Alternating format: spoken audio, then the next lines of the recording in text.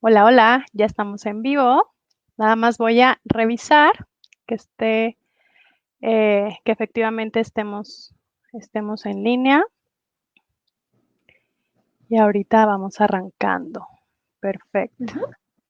Sí, ya estamos en línea, todo bien. Vamos a esperar que la gente entonces se empiece a conectar.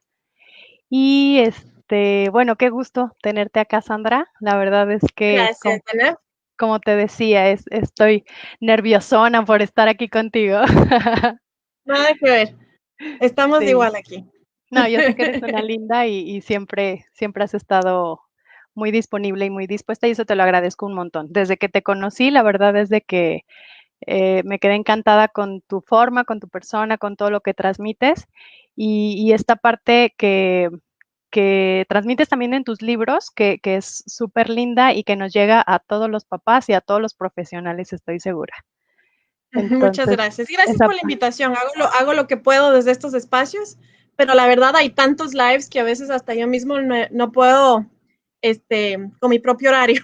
No yo porque me inviten sé. mucho, pero porque yo también los quiero seguir. Así Oye, que, es verdad, pero es que todo el mundo está haciendo y compartiendo muchísimas cosas, y esto está padrísimo porque entonces le estamos dando otro giro a nuestra cuarentena, ¿no? Oiga, no sé si se así es. escucha ahí, pero está pasando un avión súper cerquita y espero que no haya mucho ruido. ¿No se escucha? Bueno, ¿No se escucha? No, no, va. se escucha nada. Ujú. Bueno, pues platícanos, Sandra. Digo, por si alguien no te conociera, que estoy segura que todos te conocen, pero cuéntanos un Ujú. poquito qué es lo que haces, qué escribes, para qué escribes, todo este tema de tu currículum. Cuéntanos. Ujú.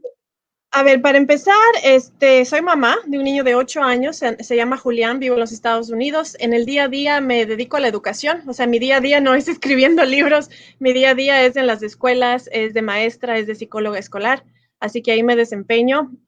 Mis libros nacieron justamente al el momento que me convertí en mamá, todo lo que sabía, lo que estudié, pues lo puse para yo organizar un poco mi maternidad, quise poner mis ideas en claro, saber por dónde me dirijo, y de ahí salieron los libros. Ese sería como mi hobby, mi segundo trabajo, mi pasión, pero no es necesariamente lo que hago en el día a día, ¿no? Escribir y asuntos de crianza los hago pues como mi segundo trabajo, digamos así. Soy parte de la Fundación América por la Infancia, en mis momentos libres justamente viajo para poder comunicar estos temas, poder ayudar a los padres, porque yo sé que cuando yo fui mamá primerista también necesité esa ayuda, entonces me fié de mis estudios y de lo que la información que acá en Estados Unidos hay bastante para poder guiar mi camino. Así que esa soy yo. Tengo 4 libros. El último es dedicado a la escolaridad, a la disciplina escolar. Fue publicado en el 2019. Y siempre yo digo, cada vez que escribo mi último libro, digo, creo que hasta ahí llegué, ya lo he dicho todo, pero eso lo dije en el primero, eso lo dije en el segundo y en el tercero. Así que veamos por dónde me lleva la vida y el tiempo. Y sale más. Ojalá que sigas escribiendo. Gracias. Oye, Sandra, y entonces, tú no te dedicas tanto, bueno, ya nos dices que es como tu hobby, Uh pero -huh. esta parte de cómo sale, cómo nace el querer compartir todo esto, o esta forma como de acercarte por medio de los libros a todas las familias que te leen, Uh -huh. qué es lo que Pues empiezas? esto es algo tal vez no tan común, y es que en la comunidad escolar en la que trabajo también trabajo con padres. Entonces digo que no es común porque en realidad yo me abrí ese espacio, esa posibilidad, esa oportunidad de reunir padres de familia en el espacio escolar. Y bueno, en el caso mío la mayoría son hispanos, ¿no? Son inmigrantes y tienen sus conflictos diarios con sus hijos, al igual que todo el resto de padres. Sin embargo, yo me concentro en lo que es padres hispanos. Entonces, a través de ese interés, de ese trabajo, nacieron también los libros. No es algo común porque en las escuelas, pues uno no, como maestra, como psicóloga, uno no usa o no es común ver grupos de apoyo de papás, ¿no? No es común. Sin embargo, se dio esta posibilidad justamente por mi interés. Así que de ahí nació también, digamos, este hobby que yo llamo, que es en realidad un segundo trabajo mío. Me dedico más a full en los meses de verano, que es cuando no estoy trabajando en las escuelas. Ujú. Y así nació. Entonces ya voy 17 años trabajando con padres en escuelas, tanto en Ecuador, de donde soy yo, como acá en Estados Unidos. Ok, muy bien. Pues muchas gracias por estar aquí y por compartirnos. Y ahora sí, pues al tema principal que nos atañe ahorita y para lo que me encantó que aceptaras la invitación, que es cómo acompañar a nuestros niños, pero no cómo acompañarlos en general, en el día a día, porque a lo mejor pues el vínculo que hacemos cuando jugamos o cuando les damos de comer o cuando estamos simplemente con ellos es un vínculo y una forma de relacionarnos diferente a cuando Ujú. estamos en una situación de estrés. ¿Qué pasa cuando mi hijo está gritando? ¿Qué pasa cuando mi hijo está aventando cosas? ¿Cómo puedo estar ahí y cómo puedo ser sensible para esto, para lograr que él pueda regularse? ¿Qué pasa con eso? Ujú. Yo creo que antes de hablar del qué hacer durante, hablemos también del antes, el durante y el después, yo creo, porque son importantes los tres. Este, como una olla de presión que de repente no es que explota al último rato, sino como que te da señales de que algo está pasando y tal vez en el caso de la olla de presión no es prevenible, pero en el caso de la desregulación emocional a veces sí es prevenible, más que todo en niños más grandes que tienen la capacidad de autorregularse. Entonces quisiera primero hablar de qué hacer como trabajo preventivo, especialmente lo que es la cuarentena, estamos todos encerrados, la actividad física es menor. Y el cuerpo necesita actividad física justamente para desfogar esa energía, desfogar ese estrés que todos llevamos. Los adultos lo sabemos, nos vamos al gimnasio dizque para desfogar, para relajarnos, para sentirnos mejor. Los niños son igual, solo que no lo pueden poner en esas palabras. Entonces, ahora en cuarentena, ¿qué es lo que pasa? Que estamos muy encerrados, obviamente, dependiendo de cada país, de las regulaciones de cada ciudad. Eh, por lo menos acá nosotros tenemos la posibilidad de salir a caminar, por ejemplo, en nuestro barrio, sin ningún problema.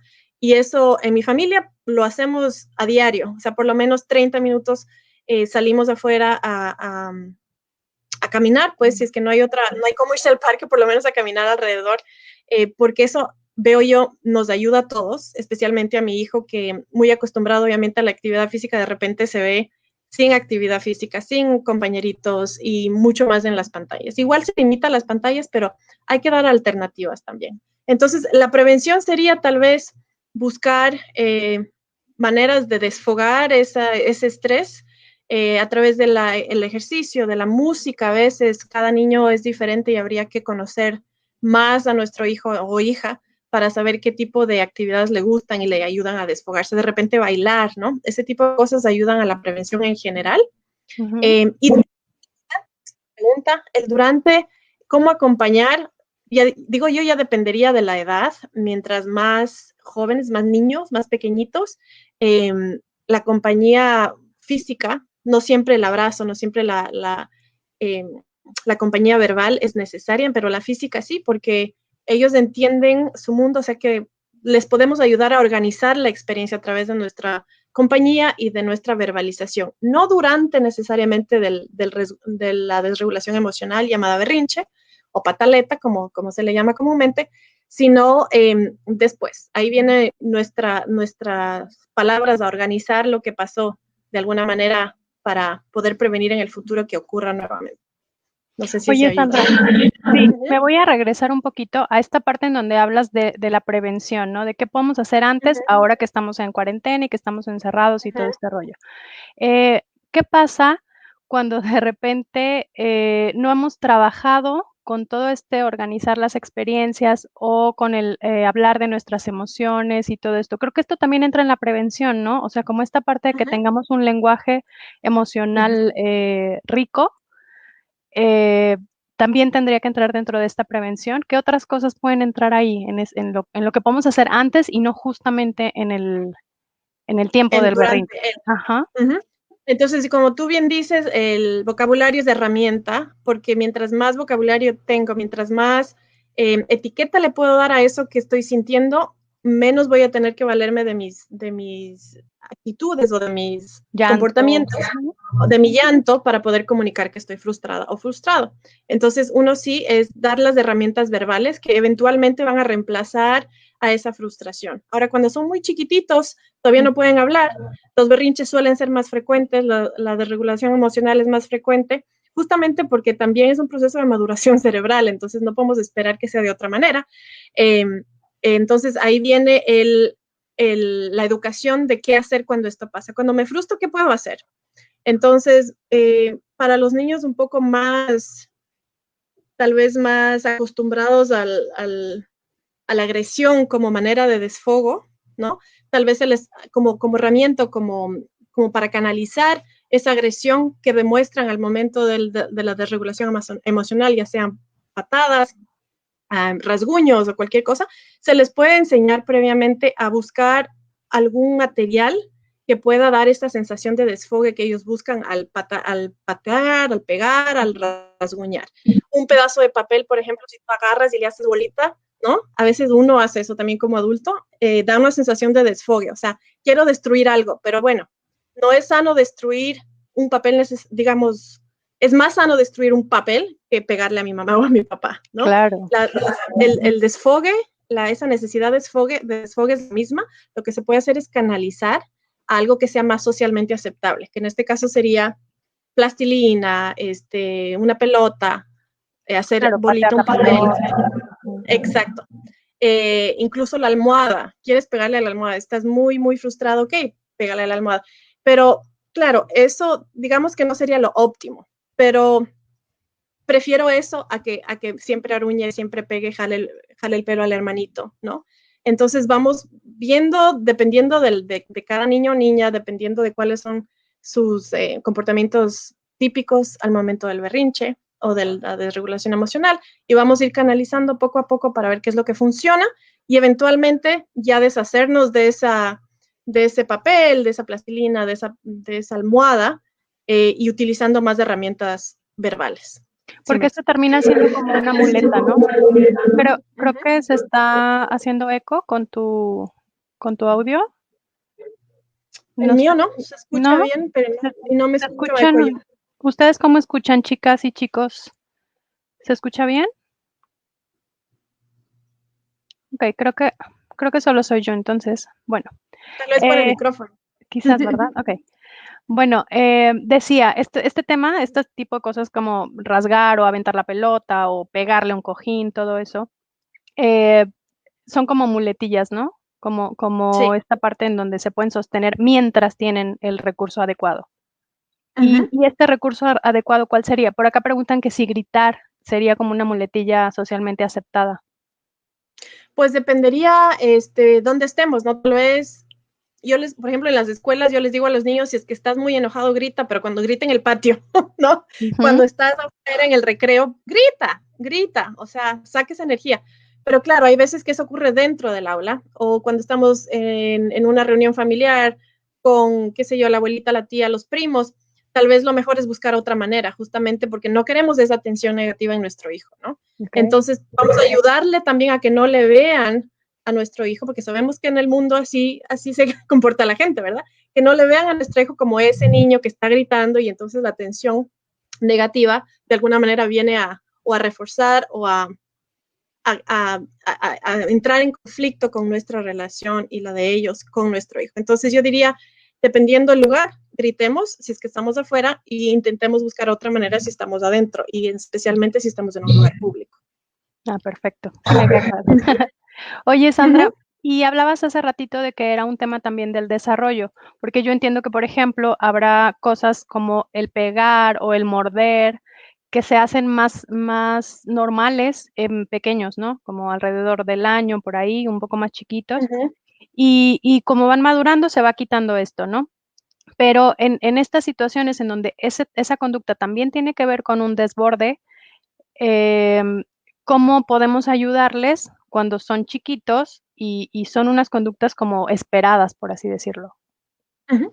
Cuando son chiquitos, lo importante es darle un nombre a lo que ellos están sintiendo. Justamente ese es el momento educativo. Hoy estás tan frustrado, sí, esto de aquí no te salió bien, ¿no? Darle explicación a lo que le está pasando, porque el niño a esa edad no puede organizar qué es lo que le está pasando, no sabe ni qué es lo que le está pasando. Entonces uno le da la etiqueta, la palabra para ponerle un nombre a ese sentimiento, a esa emoción y, claro, acompañarle desde lo físico primero, cuando se calme, volver a la experiencia y un poco relatarla como para que vea qué es lo que causó eso, tal vez cómo se puede prevenir la siguiente vez, ¿no? Y más que todo, reforzar el nombre de la emoción. Estuviste frustrado, estuviste enojado. Eventualmente va a aprender a decir, ay, estoy muy enojado. Y entonces esperemos que la herramienta verbal sea suficiente como para expresar aquello que siente y más que todo cuando estamos todavía en una etapa temprana de la desregulación, digamos, cuando todavía es prevenible y de alguna manera se puede guiar y se puede remediar. Porque ya una vez que está ahí es bastante difícil volver a tomar la calma desde la palabra. Claro, porque ya están experimentados. Exacto. Uh-huh. Y entonces en ese momento uno intenta dialogar y hacer eco en la razón y todo esto, y pues claro que nos mandan al churro, ¿no? O sea, no, Claro, no hay no, palabra que entre. Ajá. Y claro, entonces pero ahí como llegamos. dije, Dime. perdón, como dije antes, te dan a veces señales, o sea, hay niños que se desregulan jugando, por ejemplo, porque el juego está muy difícil, no les salió bien y de repente estallaron, pero hubieron ciertas cosas antes de que hayan estallado, entre comillas, que nos hacen saber que está muy difícil ese juego o que tal vez necesitan ayuda. Entonces, el intervenir en el momento preciso va a prevenir que se desate ese berrinche, porque podemos conducirlo, guiarlo, ayudarlo, ¿no? Pero claro, si es que de alguna manera dejamos que la situación se dé, pues ya va a estar muy, muy difícil volver a la calma una vez que estalló. Y es que esto nos habla otra vez, nos regresa a la sensibilización de los papás, ¿no? De los cuidadores. O sea, ¿cómo tengo que estar yo leyendo lo que está sucediendo con mi hijo o con mi hija para lograr entender si ya está a unos pasos de la desregulación o si todo va bien, ¿no? Pero de repente, Sandra, o sea, estamos con 1000 cosas, ya sabes que si tenemos trabajo en la computadora y luego también tengo que hacer la comida y luego me están hablando. Y entonces, ¿cómo puedo, sobre todo ahorita en la cuarentena, cómo puedo ser más sensible o que esta parte sea más efectiva en darme cuenta? ¿Hay algún truco para eso? Pues hacerles saber que estás ocupada al momento, pero que les escuchas y que estás al pendiente. O sea, si yo estoy teletrabajando y mi hijo está batallando con algo y yo sé que no puedo ayudarle y que puede eso estallar en un berrinche y yo estoy en pleno live, digamos, ¿no? Sí. No le puedo ayudar, digamos que ese sea el caso. Por lo menos el dirigir mi mirada y decirle, mira, estoy ahorita ocupada en un live, pero te escucho, te entiendo, sé que estás frustrado, dame un minutito. Y cuando son chiquitos no saben, no tienen concepto del minutito, ¿no? O sea, tú dices un minutito y puedes en realidad demorarte 10 minutos. Pero la idea es que le has dicho que estás al pendiente, que sabes lo que le pasa y que estás ahí, pero que espere un momentito. A medida que son más grandes también van aprendiendo la paciencia, o sea, los tiempos de espera se vuelven más largos, ¿no? Que cuando son chiquitos. Entonces todo eso se va enseñando en el día a día, pero siempre que uno verbalice aquello que entiende que está sucediendo, porque si es que estamos aquí pensando, ya va a estallar, pero no puedo, y no lo verbalizamos, seguro estalla. Tal vez hubiéramos podido prevenirlo si hubiéramos dicho, ya te veo, sé que estás, pero no puedo este momentito. Claro, esa parte es importante. Sí. ¿Cómo vamos a adelantarnos a los hechos? Oye, y están preguntando mucho, Sandra, sobre en qué momento llegan a tener ese recurso adecuado en vez de pegar, en vez de morder cuando son chiquitos, o sea, más o menos en qué etapa es cuando ya dejan de hacer este tipo de cosas. A ver, los niños que se desarrollan típicamente, que no tienen ningún tipo de diagnóstico, normalmente alrededor de los 18 meses empiezan a tener más berrinches, entre comillas, porque esa es la edad en la que ya se sienten autónomos y quieren un poco demostrar esa independencia. Ahora, esto se va volviendo menos frecuente a medida que van creciendo y se espera que alrededor de los 4 o 5 años ya con su lenguaje bien formado, porque repito, si es que no tiene ningún tipo de diagnóstico y si todo se está desarrollando típicamente, incluso el lenguaje, alrededor de los 4 o 5 años se esperaría que los berrinches ya fueran menores. Sin embargo, hay niños, por ejemplo, que sin tener ningún diagnóstico y hablando perfectamente bien, a los 4 o 5 años todavía tienen berrinches. Y entonces, bueno, voy a decirlo de la manera como, ¿no? Tienen momentos de desregulación emocional. Pero resulta que estos niños no han tenido la oportunidad, por ejemplo, de estar en un ambiente con más límites, como es el caso de la escuela, donde les toca compartir, donde el juguete no es solo de ellos y entonces las maestras dicen, uy, este niño está como bien berrinchudo, saben decir. Pero tú te pones a ver, si es que este niño no ha tenido experiencias escolares todavía a los 4 o 5 años, es obvio que va a tener que aprender mucho más que aquel niño que ya estuvo en guardería, que ya tuvo esas limitaciones anteriores que de repente le frustraron de la misma manera que frustraron al niño de 4 años. En otras palabras, no podemos esperar que un niño de 4 o 5 años mágicamente pueda regularse desde el cerebro si no ha tenido las oportunidades de frustrarse. O sea, en ese sentido, no podemos multiplicar si no sumamos. Y es igual en lo que es lo emocional, ¿verdad? Vamos de a poco siempre y cuando estemos expuestos a ese aprendizaje. Entonces, no estoy diciendo, por favor, frustren a sus hijos. Gracias por aclarar. Estoy diciendo que los niños en ambientes más limitantes, como es el caso de la escuela, van a tender a frustrarse más que los niños que han estado en guardería. Y eso es porque están en un ambiente nuevo, con muchos límites, y a pesar de tener la capacidad cerebral de poder regularse, van a tener que aprender a hacerlo, porque cada limitante es una cosa más que aprender. Cada límite, digamos, cada regla será una frustración más. Sí, Entonces, tampoco podemos tomarlo muy así digamos, a lo regla, ¿no? Yo le digo que es como logros desbloqueados, ¿no? Que alcanzan como, llegan a un nivel, ¿no? Como de videojuego, y llegan a un nivel diferente cada vez, ¿no? Pero efectivamente no me puedo brincar haciendo trampa hacia otro nivel. Oye, Sandra, y por ejemplo, cuando ya son más grandes, ahora sí ya hablando en el momento en el que ya estamos en el momento, en el durante, no sé, ahorita les ha pasado mucho que con el tema de la escuela, que están trabajando con las tareas de casa y no sé qué, y entonces de repente los niños deciden, ya no quiero hacer nada, me voy, ya no me interesa nada, y entonces lloro, aviento cosas, me encierro en mi cuarto, los que ya son más grandes. En este tema, ¿cómo podemos acompañarles ahora sí? Ya estamos en el momento, sí trabajamos en la prevención, pero de todas formas llegó ese momento en donde la olla explotó.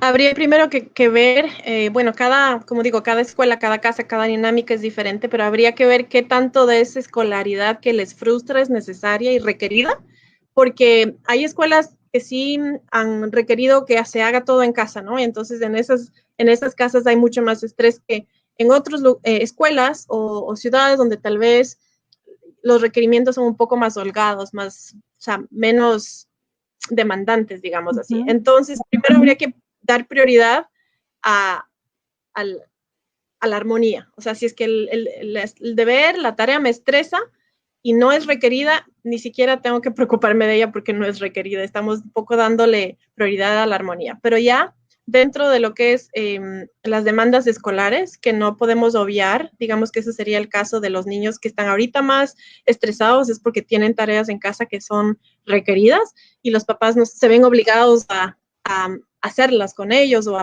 a darles el espacio en casa para que las hagan. En ese caso, la rutina toma mucha más importancia que cualquier otra cosa que podamos hacer, en el sentido de conocer qué rutina es la que ayuda a nuestro hijo a seguir esas rutinas diarias escolares de manera menos estresante. O sea, si es que mi hijo puede, por ejemplo, concentrarse por 10 minutos en matemáticas y veo que pasado los 10 minutos ya se cansa o ya empieza a frustrarse, pues hagamos 10 minutos después del almuerzo, continuemos antes de la cena y qué sé yo, después de la caminata. O sea, tratemos de separar esas tareas en intervalos más cortos para que no nos llegue a ese punto de frustración total. Las estamos igual haciendo, pero estamos un poco organizando nuestro tiempo alrededor del estrés que nos causa. Ya. Eso sería. Pero, por ejemplo, o sea, ay, fíjate que se sigue escuchando mucho eco. A ver acá, me voy a alejar el micrófono. Por ejemplo, ya está llorando, está ahí en la mesa llorando y diciendo que no va a hacer nada. ¿Yo qué hago? Yo soy la mamá y estoy ahí y ya no sé cómo acompañarlo porque por un lado estoy enojada también porque ya intenté hacer todo bien y de todas formas llega esta explosión. O si es más chiquito, todo iba muy bien, yo estaba tranquila, él estaba tranquilo y de repente todo explotó también y ya no sé qué hacer, ya no sé si me quedo porque muchas veces nos ha pasado o nos han platicado las mamás que están ahí y entonces está gritando, está llorando y me dice vete y entonces yo me voy, pero entonces me entra el remordimiento de por qué me voy y entonces me grita regrésate y entonces no sabemos ni qué. No llegamos a ningún lado. No, Exacto. el obligar, o sea, una vez que el niño ya está enojado y que ya hemos llegado a esa ruptura donde ya nos estamos tal vez gritando incluso o ya se negó a hacer todo, el obligarle simplemente nos va a demorar la tarea, porque el niño lo va a hacer con buena actitud. Si regresa, regresa por obligado y lo va a hacer de mala gana y todo va a salir mal y entonces hay que borrar y volver a repetir y la tarea está mal hecha. Entonces, tiempo perdido. Lo que yo diría es, bueno, y dependiendo de cuándo debería ser entregada esa tarea. Si es que son entregadas a diarios es otra historia, porque nos están poniendo mucha presión en casa. Pero digamos que la entrega es semanal, entonces dejemos toda la cuestión ese día que sucedió, la frustración, y ya cuando se hayan calmado las cosas, yo diría una conversación honesta con nuestro hijo del tipo negociación, pero negociación de la buena. O sea, lleguemos a un acuerdo tú y yo. Esto lo tenemos que hacer. No podemos no hacerlo porque es requerimiento. Veo que te frustras, o sea, como que poner las cosas sobre la mesa, decir, mira, lo tenemos que hacer, eso sí que sí, o sea, no hay por dónde. Y tenemos tanto tiempo para hacerlo, qué sé yo, de lunes a viernes, o tenemos solo el lunes para hacerlo.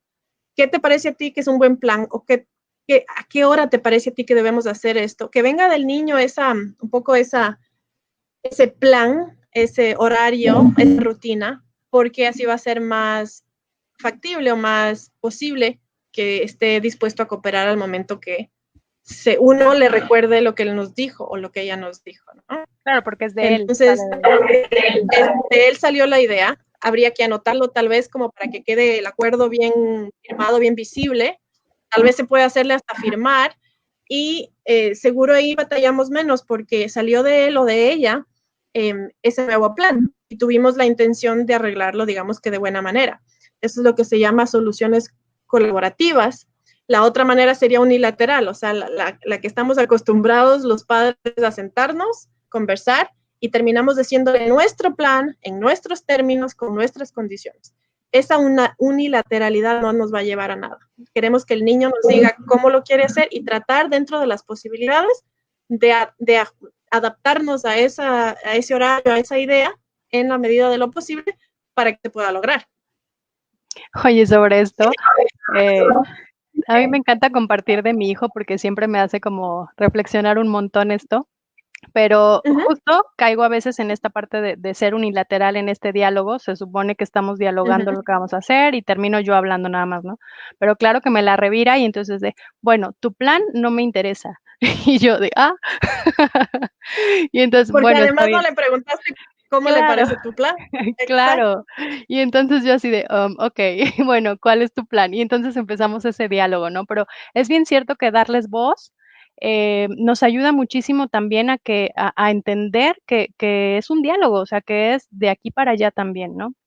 Y y sí, nos da muchas, como muchas herramientas y muchas soluciones a este tipo de cosas, porque son cosas que nacen de ellos.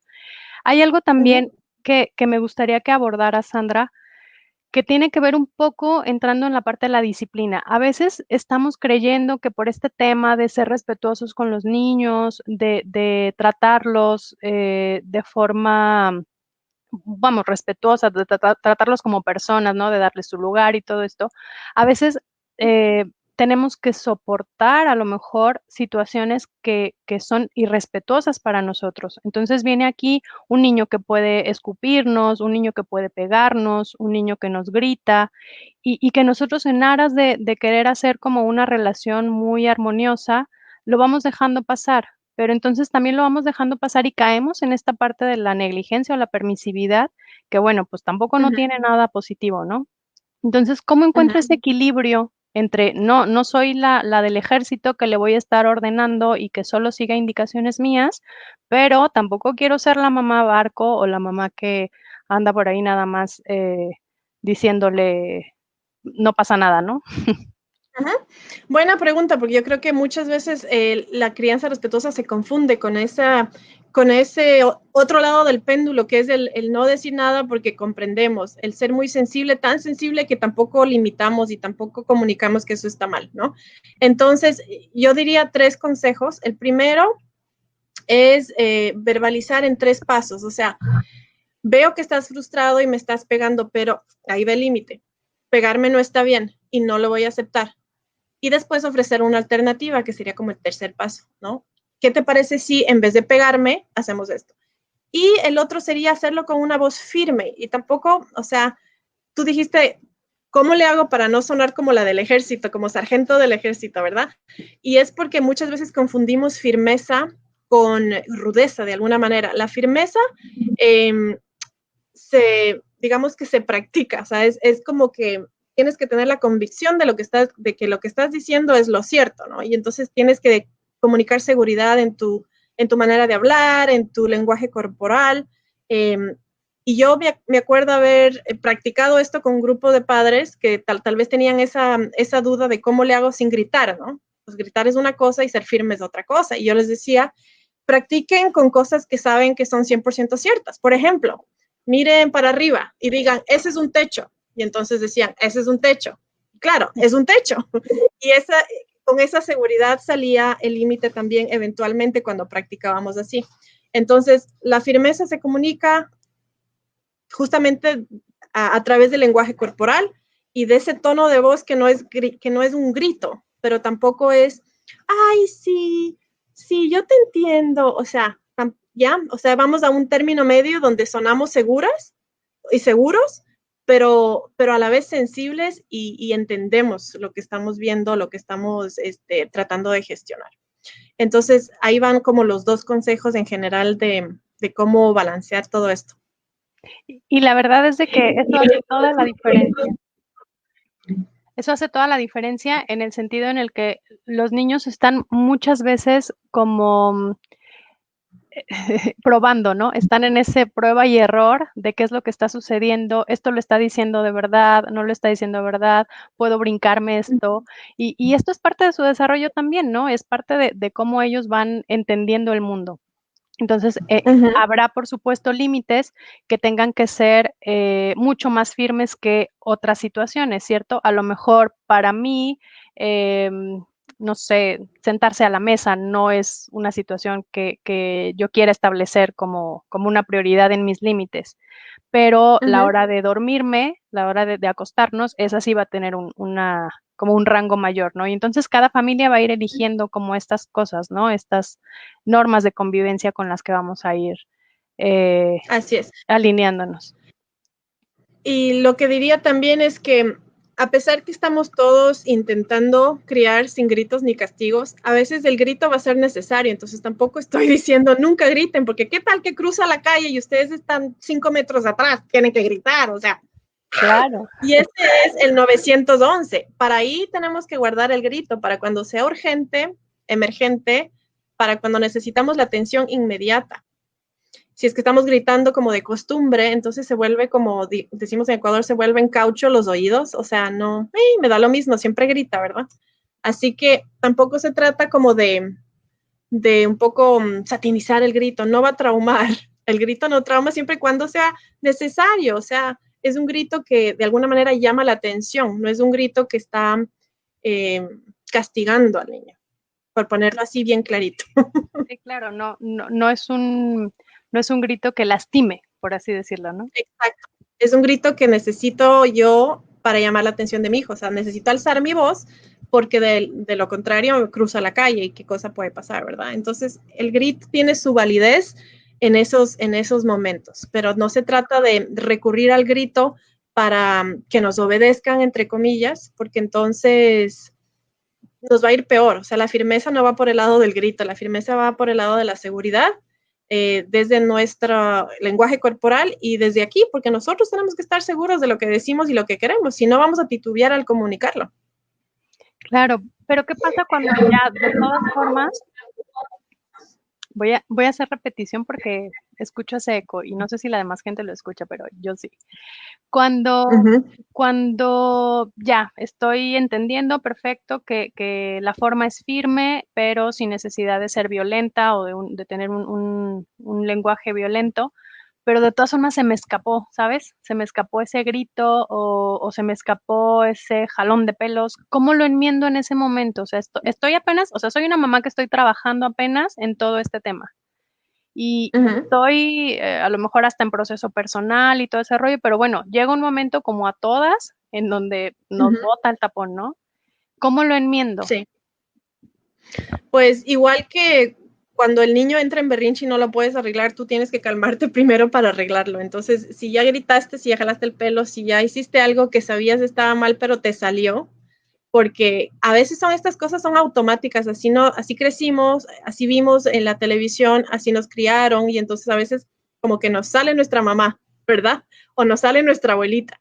Y cuando eso pasa, pues primero hay que calmarse y digo yo, la disculpa enmienda el error, o sea, tiene un valor educativo muy potente porque el niño aprende que pues es de humanos errar, que mi mamá sabía que esto no lo quiso hacer o se le salió y no lo pudo controlar de la misma manera que él no controla ciertas emociones.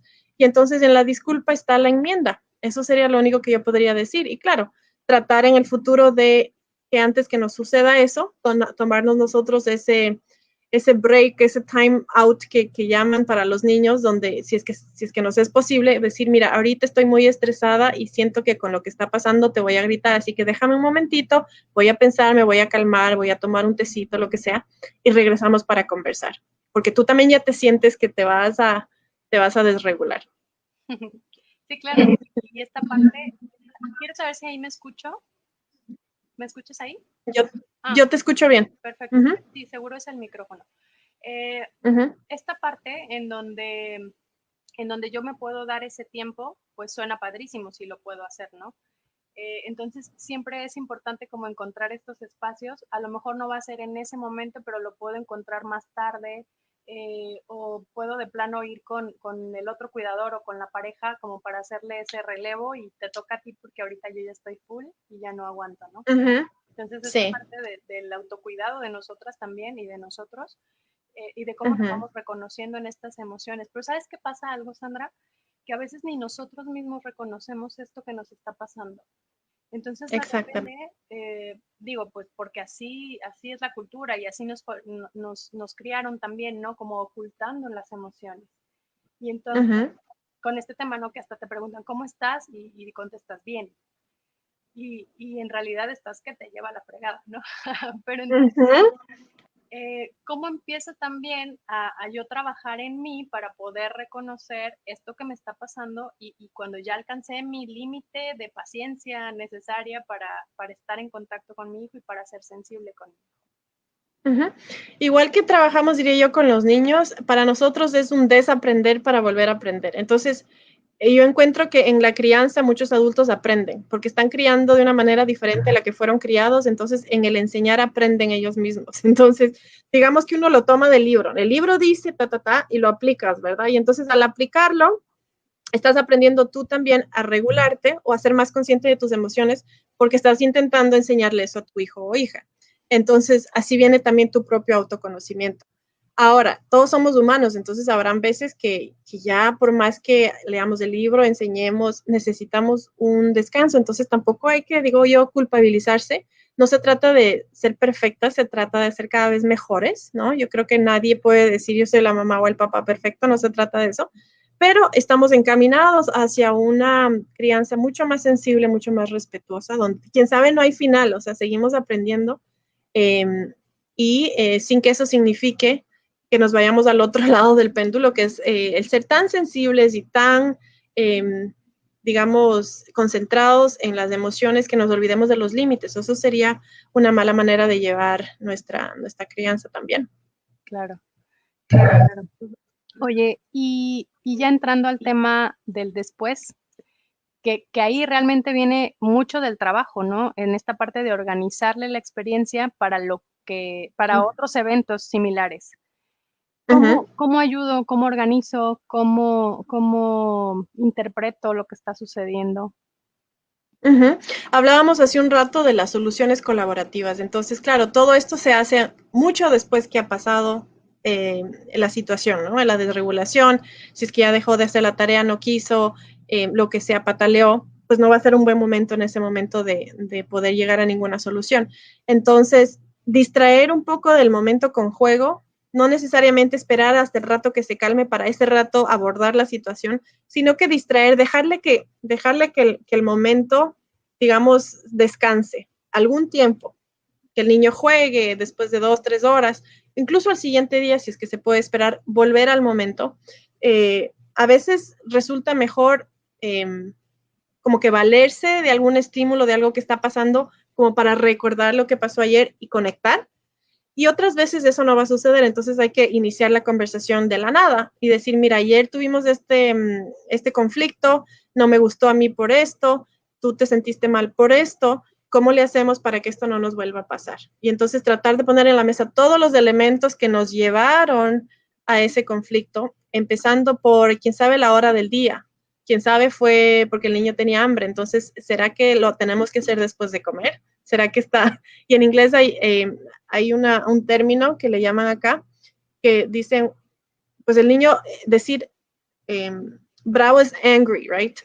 Y decir que tiene hambre es hungry. Entonces unen las dos y dicen, oh, el niño estaba hangry, como diciendo, las dos se unieron para encima más ponerle otra capa estresante a la situación. Entonces habría que ver biológicamente si ha dormido bien, si ha comido, ¿no? Y tratar de organizarnos de esa manera para que nos ayude la parte biológica a que no ocurra otra vez.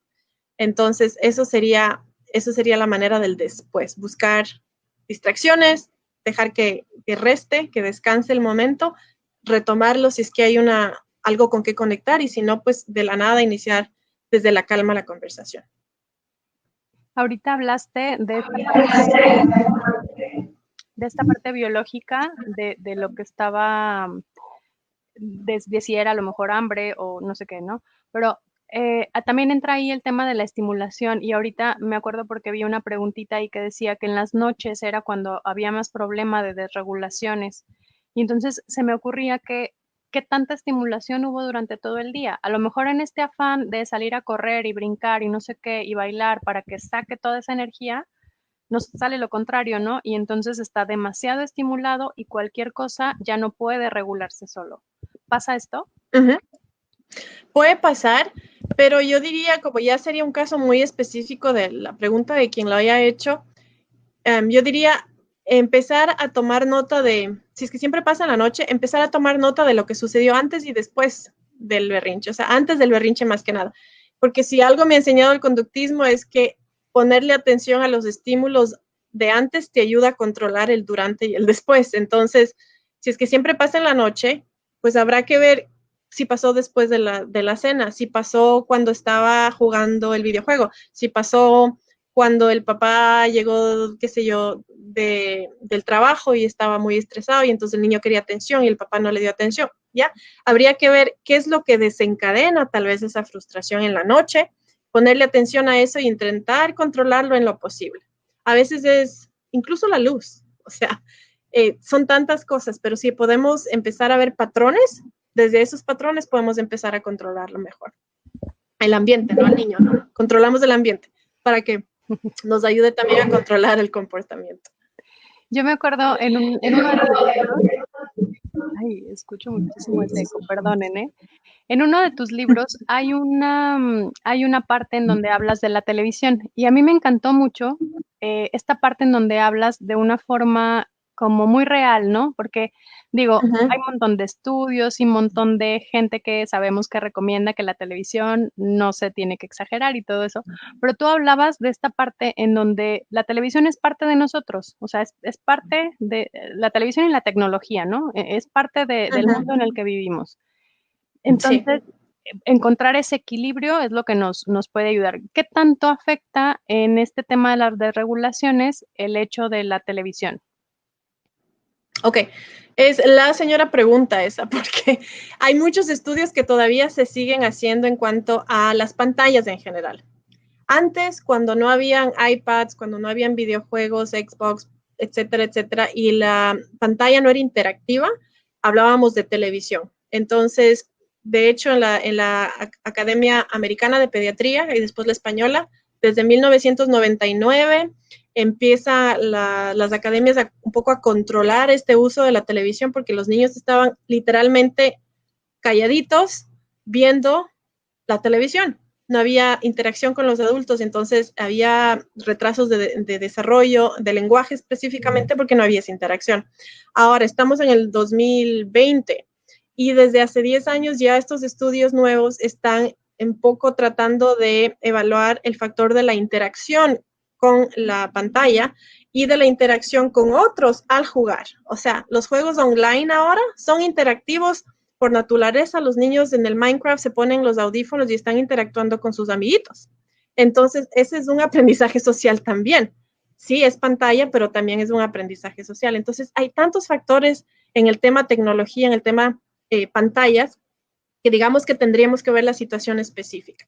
Pero por lo general, los niños entre 0 a 18 meses no deberían ni siquiera estar interesados en una pantalla, eso no les interesa naturalmente a ellos.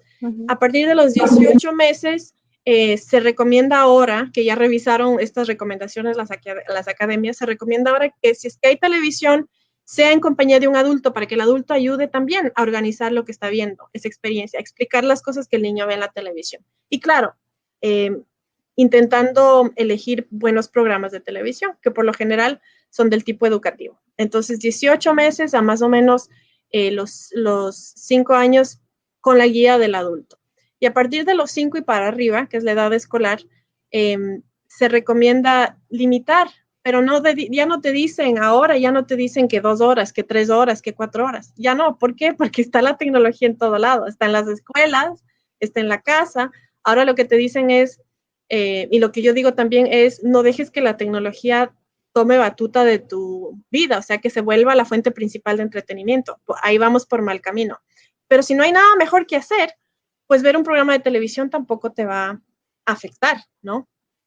¿Sí? Y la otra cosa es que en lo posible se deje de ver pantallas o de jugar videojuegos por lo menos 2 horas o 1 hora y media antes de dormir, porque eso sí afecta el dormir. Claro. Entonces, como digo, hay tantos factores que están siendo estudiados, pero imagínate que ahora en la cuarentena estoy viendo estudios que salen sobre beneficios del videojuego. O sea, de repente todos en cuarentena y los estudios ya te dicen que es beneficioso, cuando hace 2 años nos decían que horror, que ni jueguen, que se... Ya. Entonces, hay mucha controversia en los estudios. Digamos que la manera más óptima de aprender es la tridimensional, ¿no? Los Legos, el mundo afuera, pero en esta cuarentena pues no podemos darnos ese lujo de estar afuera ni de ir a los parques, entonces tenemos que ser más flexibles con nuestras pantallas también y nuestros límites en casa con la tecnología, siempre y cuando nos tomemos esos descansitos de salir a caminar, no sé, media hora por lo menos, tratar de desintoxicarnos un poquito en el día a día haciendo otras cosas también. Y aquí vuelvo a tocar el tema de la sensibilización, que al final, de esta sensibilidad que podemos tener, porque al final si yo estoy viendo que después de que usa la televisión o el iPad o tal, después viene un problema para poder ayudar a regularlo, pues bueno, efectivamente, esto que estoy haciendo con la televisión o el tiempo que está invirtiendo en la televisión es demasiado para él, ¿no? Pero vuelve a ser un tema de ver lo que está sucediendo. Y yo lo comparo, Deneb, con, por ejemplo, los niños chiquititos, cuando uno les compra Legos o les compra algún juguete que todavía no están listos para jugar, por más que sea tridimensional, les va a frustrar, ¿verdad? Los Legos, las cosas muy chiquititas, a los niños chiquitos les frustra. A veces las copitas que uno tiene que poner, ¿no? Y se les caen, y las torres, en fin. Lo mismo pasa en los videojuegos. Si es que algo es muy complicado, va a frustrar al niño, pero no necesariamente porque es en la pantalla, sino porque es un juego muy difícil que le frustró, al igual que a un niñito le puede frustrar unos Legos que están muy chiquitos para él, ¿no? Entonces, a veces tendemos a como que a satanizar todo lo que vemos en la pantalla y no todo es malo, la verdad, sino que tal vez abusamos del uso de la pantalla, abusamos del uso de los videojuegos y ahí está lo malo. No existe, digamos, no es, la tecnología de por sí no es mala. Uh-huh. Claro, te agradezco muchísimo porque además es lo que nos queda ahorita, ¿no? Porque así nos conectamos, así estamos ahorita contigo y también así se conectan los niños, que sí con los abuelitos, que sí con los amigos, que sí en la escuela, ¿no? Y entonces, o sea, tener una mirada también más, pues, actual y no tan tajante ante este tipo de cosas, ¿no? Pero sobre todo que la parte sensible de cómo vamos a reconocer lo que le afecta o lo que no le afecta a nuestro hijo, lo tengamos ahí bien claro, ¿no? Oye, Uh-huh. Sandra, ya vamos a hacer el cierre para agradeciéndote muchísimo como esta parte que nos estás compartiendo y este tiempo que nos regalas. De nada. Platícanos un poquito sobre tus libros, porque digo, yo todo el tiempo estoy recomendando, porque me parecen de las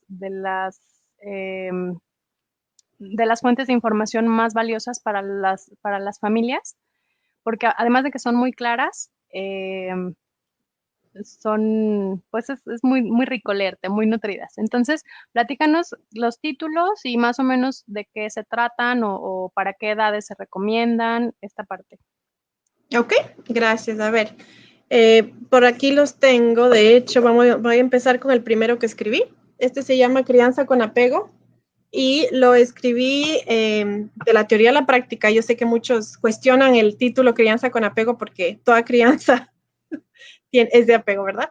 Pero este de aquí te ayuda para los primeros 2 años, en el sentido de que habla mucho de los pilares del apego seguro, de la lactancia, del porteo, de la sensibilidad, de la vinculación, etcétera. Entonces, este recomendado para padres primerizos y hasta más o menos los 2 años. De ahí escribí este que se llama Sin gritos ni castigos, y este se concentra en la disciplina básicamente a partir más o menos de los 18 meses, cuando los niños ya son capaces de entender que sus acciones tienen un efecto en su ambiente y en la gente que los rodea. Entonces, sin gritos ni castigos, al último hablamos de cómo los gritos no siempre son malos, y al último hay una parte que dice, tampoco me lo tomen así, yo también grito, ¿no?